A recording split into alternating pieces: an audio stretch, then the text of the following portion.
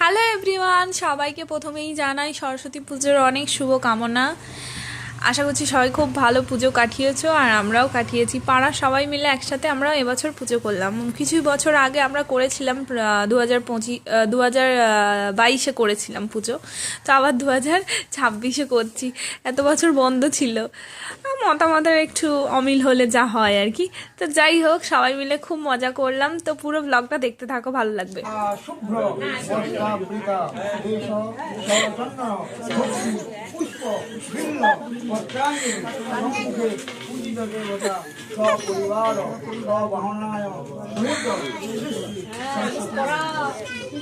সব উচ্চারণ করছে, সব যা ফুল দেয়নি ওকে। বিশালক্ষ্মী বিদ্যাং দেহি নমস্তুতে নম ব্রহ্মণ্য দেবায় ও ব্রহ্মণ্য হৃদায় চ জগদ্ভৃতায় কৃষ্ণায় গোবিন্দায় নমো নমঃ। তারপরে এই পুচকুটা এসেছিল, পুচকু না একটা পুচকি, হাতে করি হলো, ওর হাতে করি হলো। তারপরে আমরা এখানে ডান্স করছিলাম, দেখো।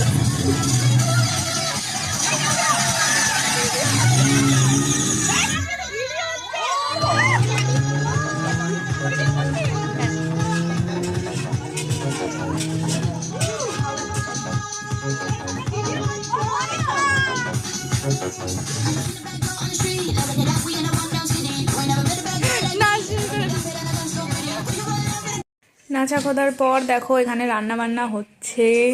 এবার আমাদের আজকে রেসিপিতে ছিল অনেক কিছুই, তো এখানে ঠাকুরের প্রসাদ সবাই খেয়ে নিলাম। আর খাবার দেখো, রেসিপিতে ছিল রাইস ছিল, আলুর দম ছিল, চাটনি, পাঁপড়, মিষ্টি সবই ছিল। কিন্তু রাইস আর আলুর দম তোলার পর আমি আর কিচ্ছু তুলিনি, কারণ ভুলে গেছিলাম। আমার ছেলে খাচ্ছে, দেখো। দিদি কই তোর মাই যে ভেতরে ওরে মাখানো হয়েছে, গালে তোল।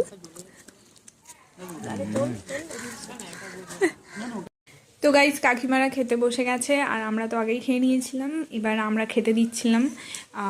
আরও এরপরে আরও একটা ব্যাচ বসেছিল, তো তাদের সবাইকে খাইয়ে দাইয়ে আমি বাড়ি চলে এসেছিলাম, কারণ আমার ভীষণ মাথার যন্ত্রণা হচ্ছিলো। তো তোমাদের কেমন লাগলো ব্লগটা অবশ্যই কমেন্ট করে জানিও, আর আমাকে কেমন লাগছিল। গাইস, এত কষ্ট হচ্ছে, এই দেখো পাখা চলছে। তো খাওয়া দাওয়া দুপুরের সব কমপ্লিট হলো, এই পর্যন্ত তোমাদের সঙ্গে শেয়ার করছি।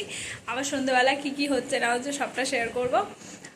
তো চলো, এখন প্রায় বাজে ওই 2:30 মতো। তো সব কমপ্লিট।